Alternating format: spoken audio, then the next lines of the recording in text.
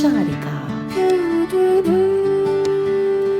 පූජ්‍යපාද වැලිමඩ සද්ධාසීල ස්වාමින් වහන්සේගේ ගෞරවනීය වැඩම කිරීමෙන් නවසීලන්තයේදී පවත්වනු ලබන ධර්මදේශනා මාලාව අප්‍රේල් මස 11 වන සෙනසුරාදා ඕක්ලන්ඩ් නුවරදී පැවැත්වෙන වැඩසටහන සවස 5 සිට 7 දක්වා ධර්මදේශනාව සවස 7 සිට 8 දක්වා ධර්ම සාකච්ඡාව ඕක්ලන්ඩ් සෙන්ට් ජෝන්ස් නිත් පෝල් සෙන්ටර්හි ප්‍රධාන ශාලාවේදී පැවැත්වේ.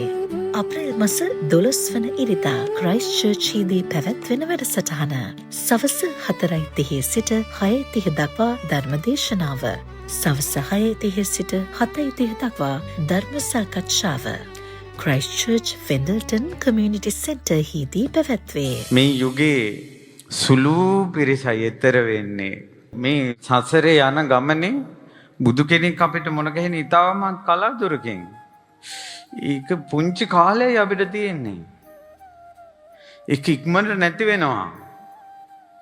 හමාගෙන යන සොළඟක් දෙලකින් වළක්වන්න බෑ.